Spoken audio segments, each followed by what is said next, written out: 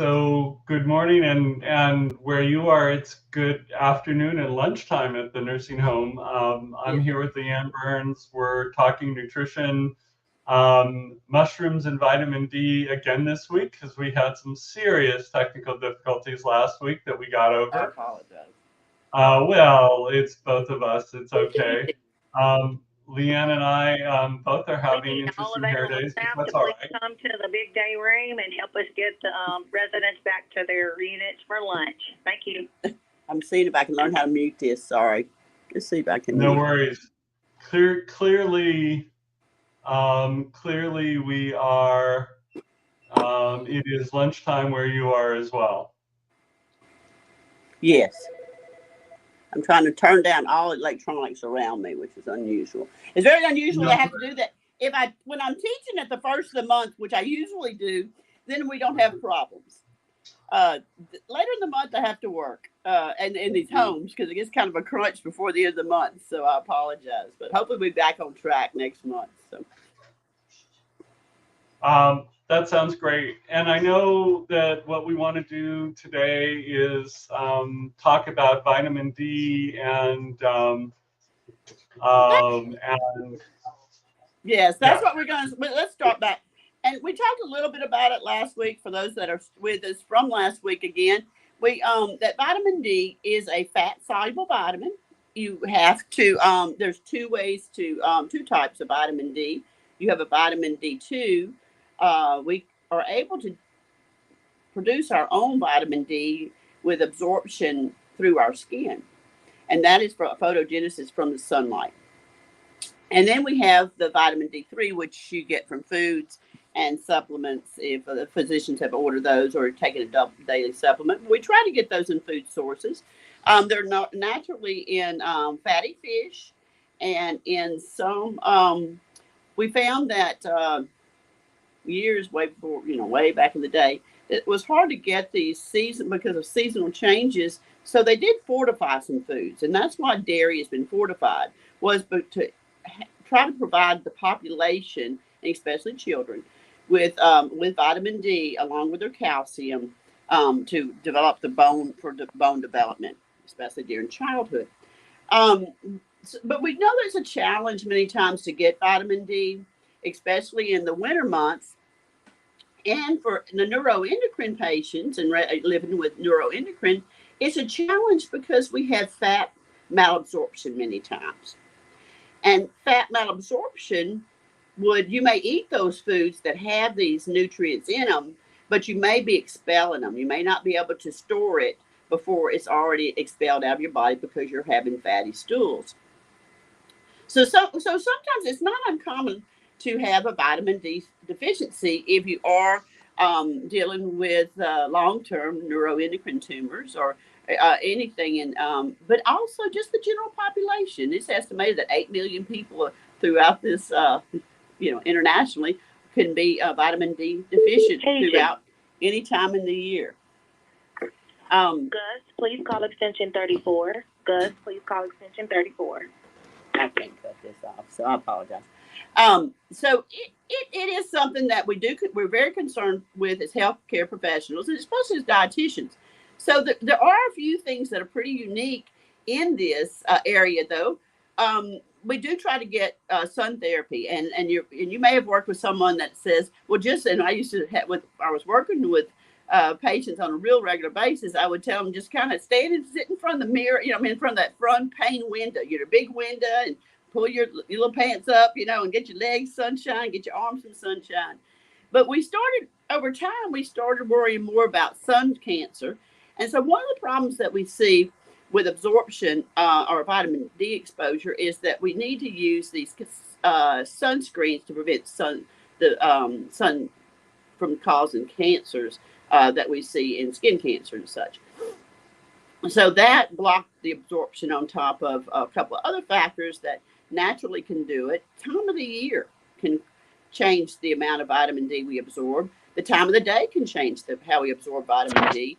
Pigmentation of skin can change it. So we know that there's a lot of challenges with this. So when I was thinking about today, I thought, well, what can we do different? And one of the things that I like to do is, and y'all know, I gave you a couple of articles. The recommendation, and these are in the original work that I worked for y'all that have watched me before. I may have said before that I worked with a group of dietitians from Europe, and we put together, in other countries, and we put together recommendations for different nutrients, and vitamin D was included in these with the other fatty soluble vitamins. And I think it's overall we understand that we need to get the recommendation for many years has been about 800 international units to 1,000 international units a day. And but we really over time has been increasing this. But it's important that you have it monitored. If you're going to take supplements, or the physicians order you supplements, it's very important that you have someone draw an initial vitamin D level, and so that you know the starting point of where your levels are, because vitamin D stores in your liver, and there's always the possibility of a liver toxicity with fat soluble vitamins. So first, I think it's great if you need supplements and the physician and your care team is aware of it and you've been recommended these, but always start with a level, and then if you're under the normal range and they ask you, and you may have to take, we have one medication that provides 50,000 units, and this is usually provided or treated one capsule per week for a number of weeks, from anywhere from 6 to maybe even 20 weeks. But we always monitor vitamin D on a 6-month schedule, if not before.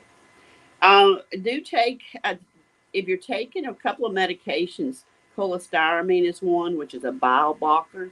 You need to take it 2 hours away from that medication. And you may want to take it at night. It's recommended sometimes to take this at night. But I always try to include foods that we can use. And so this week, or this month, I chose mushrooms because mushrooms are kind of exciting. Well, we talked about different ways to increase it. I sent one article and talked about some different ways to increase it, and those are all fine. But what I wanted to concentrate was the mushroom. Most all mushrooms will absorb vitamin D when exposed to sunlight. So if you take the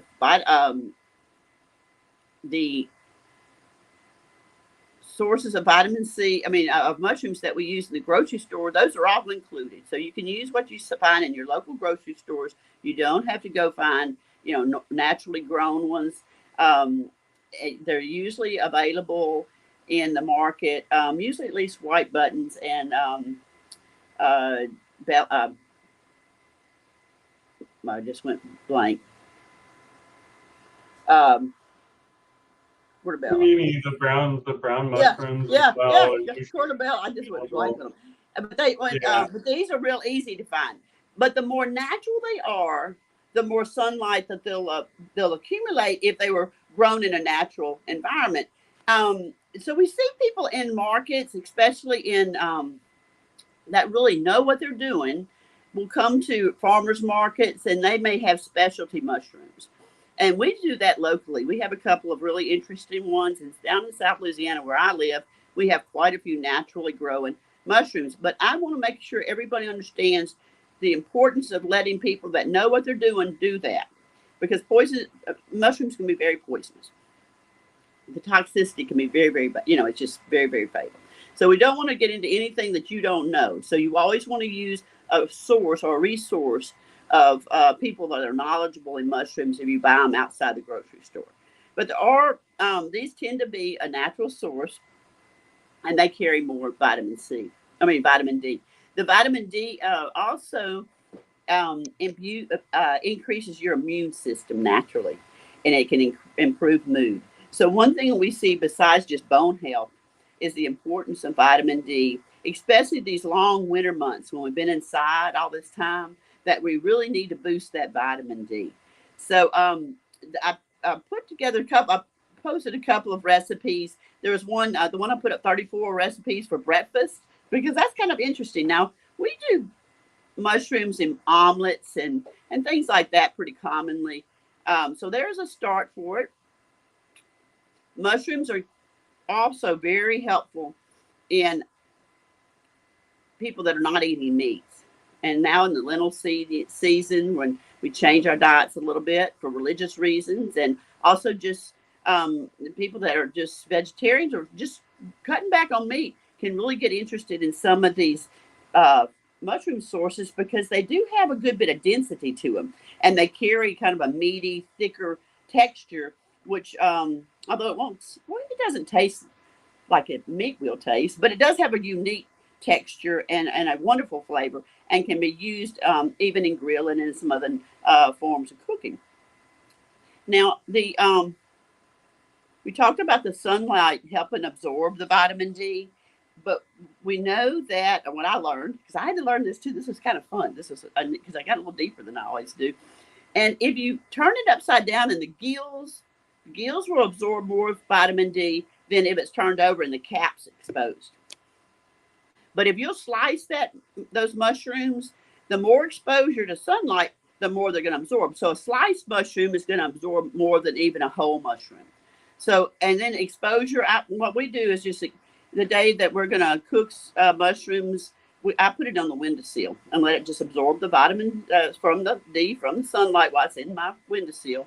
And then we prepare it. That way we get as much absorption as we can. Excuse me. From the vitamin D to mix in with our diet. Is this something that people have already tried? Is this something that's kind of unique in different areas? Or and I don't mind having feedback on this because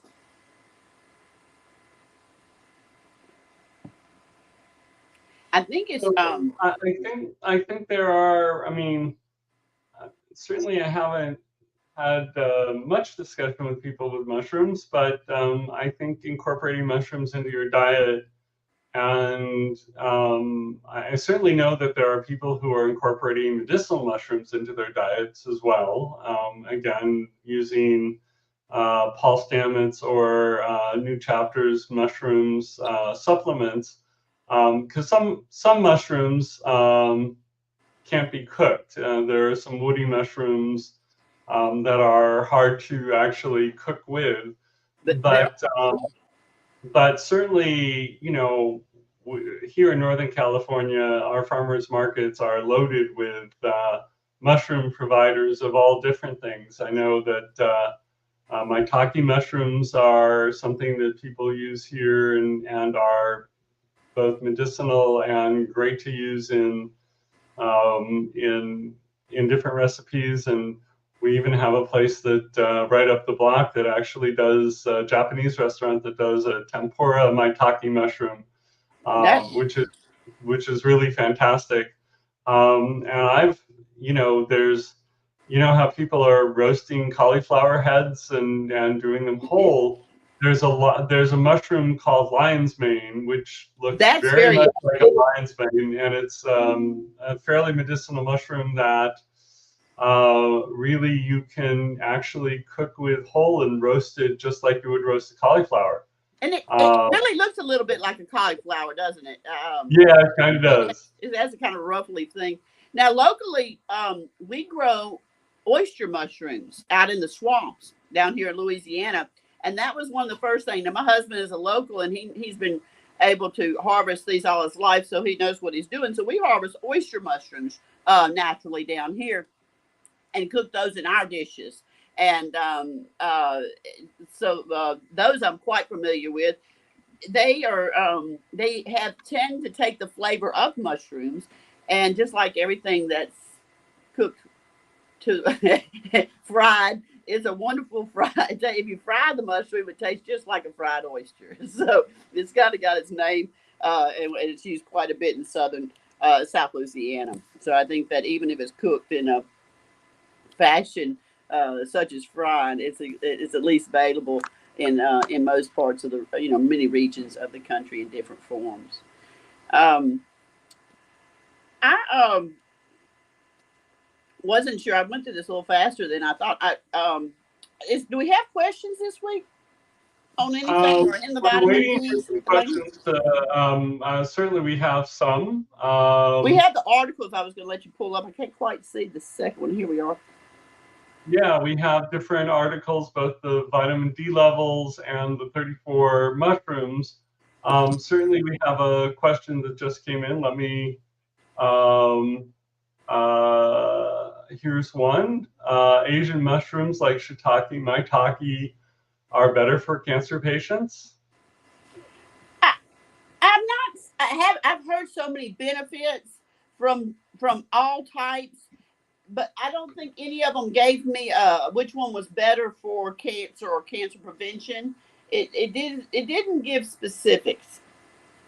Um, it just gave the absorption, that they could be how much absorption, and just that the naturals forms would absorb more than the ones that we that are grown or put in the grocery markets usually. But I'm not the champion of the natural area of some of these, so there may be people with more knowledge than I have in these areas that have done some research, and if they have, then they're welcome to, I tell you, give me that information, and I'll sure spread it.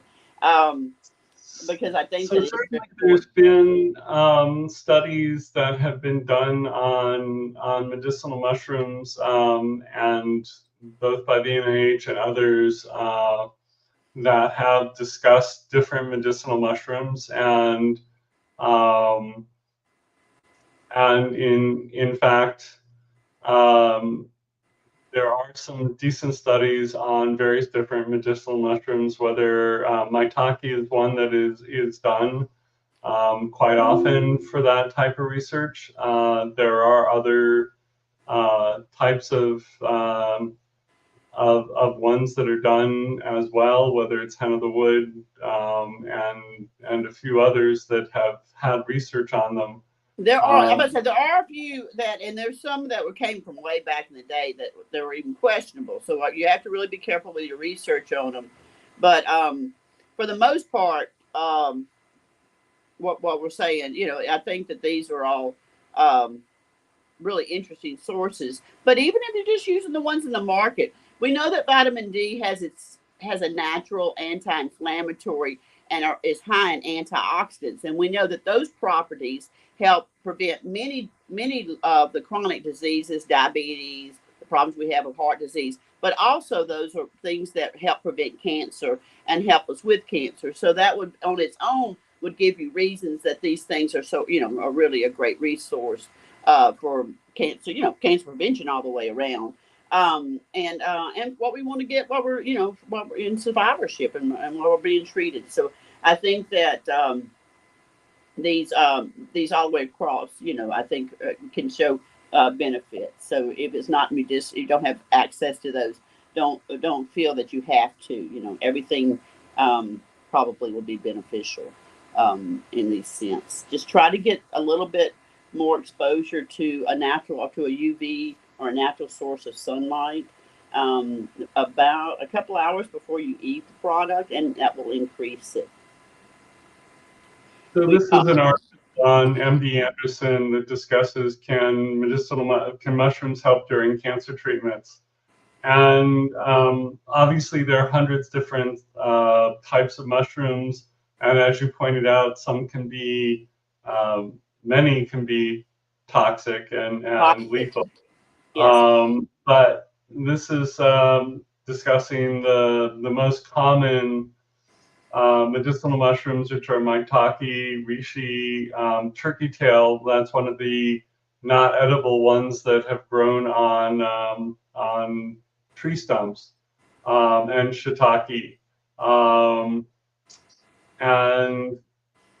And one of the questions, and it talks about strengthening the immune system. There are some studies about survival after extended survival after cancer diagnosis and some other things. But one of the things when I first went on medicinal mushrooms myself, way back when in 2007 or 8, my GP was very cautious and was running liver panels on me every 2 to 3 weeks to ensure liver toxicity. And once about 2 months were over and my liver seemed to be doing fine, that seemed to abate, and now I don't have to do this anymore as far as run liver panels just for the mushrooms. But as with everything that we talk about, talk to your doctor before using mushrooms for cancer treatments. And if you can get yourself a good integrative oncologist or integrative care team to talk to you about medicinal mushrooms more than just the mushrooms you find in the store. Yeah. The common eating mushrooms. It's a great thing to do. But incorporating, and my understanding is incorporating cooked mushrooms can be healthier than incorporating raw mushrooms. Yes, and And even the dried, like shiitake mushrooms that are dried, carry a pretty a higher level. Here, I had it over here somewhere. It can it can hold up to 18 times what it would hold in exposure. So it's going to put you up around 536 IUs, which is higher than a glass of milk. So that's quite a bit per serving. So, and the serving is just an ounce, I think, an ounce to an ounce and a half. So it has really good, and so the dried, and which is an easy source to purchase sometimes in areas where you're not going to be able to access the fresh. But there's quite a bit of benefit to drying these. To the dried as well, because the dried usually an exposure to the same things that help benefit and increase that UV vitamin D that's created. so one of the questions we have that came up were that shiitake mushrooms can cause rashes in some people. I think that like anything, there's the people that have side effects, people that have exposures. Always start with small amounts. If you have skin sensitivities, if you see something, definitely make sure that you try to do it when you're not exposing yourself to other new foods, and that's a good rule of thumb that I use with most foods that we're introducing, or for even new foods after surgery, where you just are reestablishing eating habits, is to just do things that you're used to and then add a new food. And so if you have a reaction, then stay away from it. I mean, you can go to other types and discuss it with your physician or your practitioner when you do see them. You see reactions at times. I personally have not had anybody with a reaction to them, but I know that in literature we do see it. So if you're somebody that's having trouble, just be aware of it. Uh, if there's a class, foods that you're already working with, or you're already having trouble with, just do one food at a time, just like we used to do the old elemental diet, so that we can track it and see for sure what we think we can help you with. The Going back to our discussion last week of how much vitamin D do you really need, and pulling up the article that you have from Healthline, it certainly talks about getting to 20 to 40, I believe. Is that right? Of your for your lab, you want to get your lab within that range. Yes. Right. 20 to 50. Right. And I know most integrative oncologists want you above 30 to 50, not just 20, which is the that will get you out of the standard. range. Yeah, get in the 30s where you're out of the range of low. You want to get really above that. Good medium range there. Right. And back to your suggestion that if you need to be followed by a quality healthcare professional, and vitamin D is one of those tests that, is one of the most ordered tests in the blood panels that LabCorp and others do. But that if you're going to dose yourself more than 4,000 IUs a day, that you seek medical care. I know that the prescription version is 50,000, which you can. I have heard of people overdosing, taking too many 50,000. So yeah, we see toxicities, and it's very common if it's not monitored. I mean, if somebody puts them on it and then they're not watching it through the years and those high doses, they were not intended to stay on long term.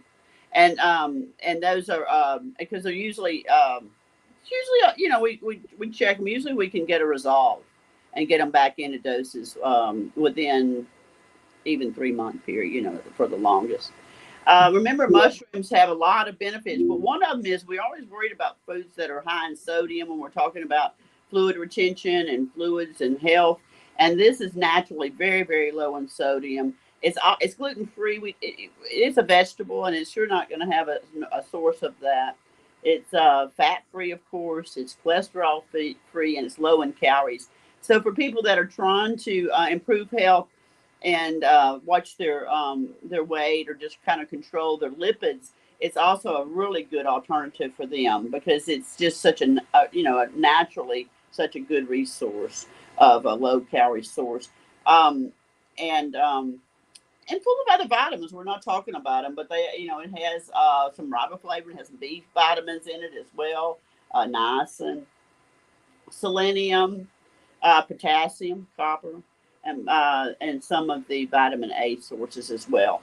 So, it has more purposes than just vitamin D. It really has some wonderful qualities to it outside of just being an interesting item. Um, I think that trying to incorporate it, maybe this as a challenge. We've been talking about challenges for us. Maybe try to find something different that you haven't done with it. Commonly, I see it in appetizers at restaurants quite often, and it'll be stuffed with maybe vegetables or even crab meats and seafoods. And I think that's a pretty interesting way to be able to access easily. Sometimes we see it served with steaks and in dishes with other meats where it's associated as a side dish. Um, and that's a good way, to get those foods that you're not always just introducing foods. I don't want to change my diet, but I'm just going to try something a little bit new. So I want to try to get people involved and just try maybe a few ways to do this. It has it's very versatile as far as being able to add it to dishes, and the flavor is a very mild flavor. It's not going to wake up those taste buds, just or shock the taste buds by any means. But it does add a meaty, kind of a bold, savory flavor to foods. I did So pull out. two questions for you. One is, do you find different methods of vitamin D supplementation different, whether it's in pill form, a pill with an oil, or Well, sublingual, yes, or that's a good question. In vitamin D, we see absorption away from foods a little bit better. You need a vitamin D sources really absorb better with fatty foods or fat source. But if they're mixed with calcium, calcium doesn't always absorb well with other foods. So sometimes we have to be careful of that. We talked about a couple of medicines that you want to stay away from, but it's. I think that if you have a fat malabsorption, this is where I see deficiencies with supplementation. If you have a fat malabsorption and you're taking the fat supplement is in a fatty form, capsule form, the formulation, sometimes it'll just be excreted. You'll lose it in your stools as well. So there was a vitamin that was created really for cystic fibrosis children, because that's another place where we have a lot of problems with fat malabsorption and fat soluble vitamin malabsorption and deficiencies. They created a couple of vitamins that actually carry over on a water molecule. One of them is the one I know has been still on the market is called Aqua, Aqua,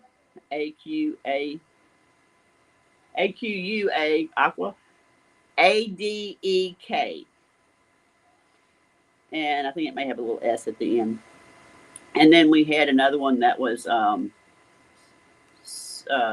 something sold, but I think they took it off the market. But these are fat soluble vitamins that carry over on a water molecule, and I've used them. I used them in practice for many, many, many years, and it really seemed to clinically we could see the vitamin D coming up better in patients that were having severe malabsorption or having just severe stools.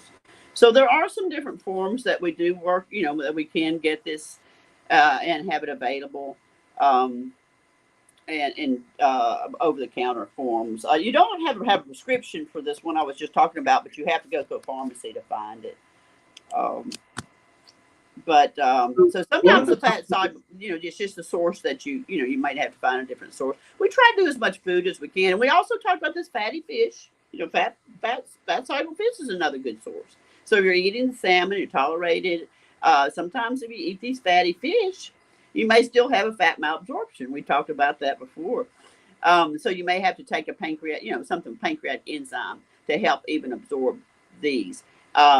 Taking pancreatic enzymes with your meals and with foods that have the vitamin D, if you're having the getting it from a fat source, can help with that absorption as well.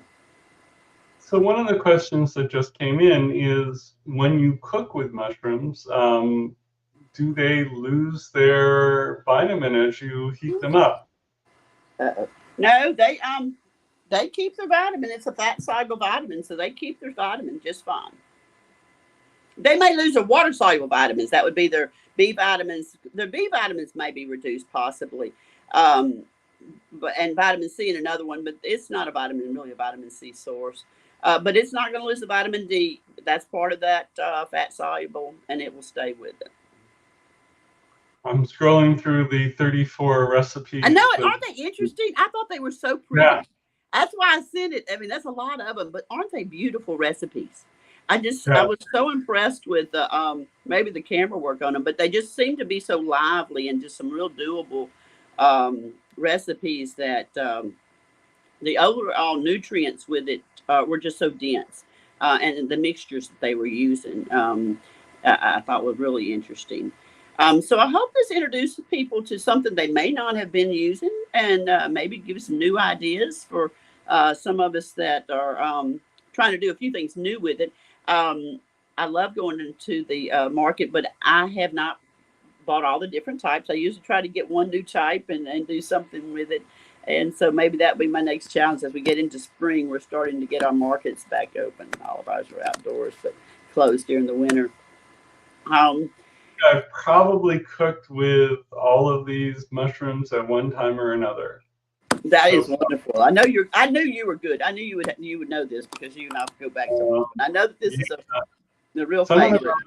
I mean, thinking through how to use trumpet mushrooms and using them as this here, with bacon, we can decide whether we want to or not, but cutting them up and skewering them and using them in a skewer. Right, and there's so many other things you could add as that layer. If you didn't want to use the bacon, there's quite a few things that you could layer it with. But you can also just have mushrooms. And it is, and that's very true. But it matches real well with onions, and you definitely can use those together. I think it's a good match with tomatoes. I think they kind of, though we see it more with the greens, you can still mix it up on as well. I think that they accent each other pretty well. Yeah, no, some of these are vegan cheesesteak with mushrooms. I thought they were fabulous. I just really like this innovation. And I hope that we have some people trying this. I'll try it this time and see. Now the pizzas, I mean, that's a given. Now that's my favorite pizza. It's the mushrooms. I never ended up making vegetable Wellington, but of course these are meaty type of taste that can really give you that kind of meat body, but without being without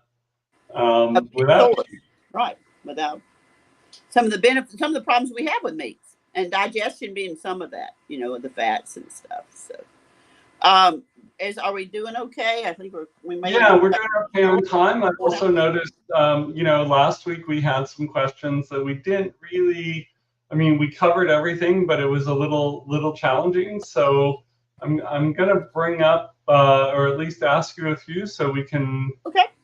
get them recorded here as well. So people who are interested can do that. Certainly, you know, we talked about the abundance of really bad gas and the challenges with that as well, but maybe you want to go over different ideas, especially, I mean, there are some people who are on lanreotide or sandostatin that are having problems with gas, especially. Yes, and we talked about this. Yeah, we talked about this last week. One of the things that we see with the use of these, and again, it's a lot to do with fat malabsorption, and it's just part of when the medicines that we use to decrease this overreaction also decreases the amount and production of pancreatic enzymes in your pancreas. So many times it's common that we have to add additional pancreatic enzymes to help digest the amount of fat that you're going to be consuming at meal times in order to give you the absorption of the correct nutrients. So these are available in several different forms. We tried, most of these are that we use in practice are high doses, and they're going to be a prescription. And then, but some people, if it's just a mild, you can try some over-the-counter digestive enzymes. There are some small amounts or reduced amounts of a lipase. Lipase is the enzyme that digests fats. And so, and what we find most common in patients that are dealing with this is really that the need for lipase. But also we have amylase. We still have some carbohydrate malabsorption that causes causes gas as well. And sometimes if someone is having, especially a real foamy, fluffy stool. There's all kinds of levels of stools, and they used to call me the queen of poop, unfortunately, because I could identify a lot of what your problems were. If I could just have you describe your stools to me, because there is an association related to the type of malabsorption you're having in your stool form and what you see in the stool. So sometimes we'll just see it real kind of floaty, fluffy type, and it can be a carbohydrate. You're just not absorbing that, and we do get gas from that. But that's not uncommon in the general population at all. And sometimes we see that when we have milk allergies or milk intolerance or not enough lactase, which is the enzyme that breaks down lactose, available in our bodies. And these can also be given as a supplement. You can take them with your meals, Lactaid tablets, and those are available at the pharmacy. There's also Lactaid milks, which have that enzyme already put into the product so that you can, the enzyme is available when you're eating it. But for people that are having, especially taking these medications, usually we have to use doses that may start anywhere from 25,000 to 50,000 units, and you may get 2 to 3 of these with your meal. Sometimes we see usually fat malabsorption is a real floaty foul stool, and it'll float. Sometimes you'll see the grease droplets actually in the stool, and that is a sign that it's a fat malabsorption. And or just a real stringy stool, and I know it's lumps, and that's not the greatest thing to be discussing, but that's how you know. And I do want you to know how to identify fat malabsorption so that you can make sure that we're approaching it correctly when we're adapting diets and getting medications that can help with absorption of all nutrients. And fat malabsorption is definitely one of the big concerns that we have for patients with neuroendocrine disease, and also one of the biggest causes we have of weight loss in patients. Because you get 9 calories per gram, you really get a lot of calorie sources from fats. And so if these are going through unabsorbed and not being able to be absorbed, then you're not getting the benefit of the calories from these sources. Go ahead. From last week as well, and it kind of pairs with mushrooms as a medicinal spice, or medicinal spice that pairs well with mushrooms is turmeric and its health benefits. Yeah, we talked about that some. That was fun. So, turmeric is used culturally in different areas, heavier than and naturally than and sometimes within the United States, and I think it's probably seasonal as well. Um, but there were studies that were done, and actually, I had the honor of working with a physician or being close to the area where the research was done in Louisiana. Excuse me, on turmeric in use with cancer patients and pancreatic cancer. Ooh, dry. Sorry. Um, but they use high doses, so they were using high dose supplementations for that study. But but we do feel that there is some benefits. Turmeric naturally reduces inflammation, so some of their benefits um, are, we do see from people that's diets tend to be naturally included in these, and that usually it's in and I'm going to pull them up for you, but I'm going to pull my phone around. uh, the Some of the things that was used initially was to treat arthritis and swelling in areas and medicinally that way, and then it was extended a little bit into some of these other areas where we really wanted the inflammatory conditions and oxidation, and metabolic syndrome was one of those. And then they really looked at some of the benefits in maybe cancer. Curcumin, Curcumin. I'm not the best at pronouncing all these things at times. Is the natural source in turmeric, and I was seeing if I could find some of the recipes on that. Josh, you may have some sitting where we can get the natural sources of these in. That's what I was looking for, real quick. I actually use this every day. Golden milk, which is I make a paste out of it, and it goes into my coffee, or other things, my kefir, to flavor my kefir. And this is something that's available here locally in Oakland and in Albany. And there's a bunch of recipes with this particular product, whether it's, I won't say that golden milk pancakes are exactly the best thing for you, but things like golden milk, mango lassi, or just golden milk, or even golden milk into your coffee. I know that what we've done is I'm just bringing up this article on how to make a golden milk paste that gives you 20 plus servings that you can add directly into, whether it is your smoothie or other things to do that. And obviously curcumin is available in capsule form for higher doses. Yeah. But Indian food. Now that's where we traditionally see it, is in Indian food. So people that are already into using cuisines there, you may already be utilizing these, and that's a good place too, a good resource for recipes. Is in the traditional Indian food recipes. Do y'all use those out there as well? Yeah, we have we've got both Indian food restaurants and a lot of Indian food that uses turmeric as well. Yep. Let me see. No new questions there. Let me see anything else.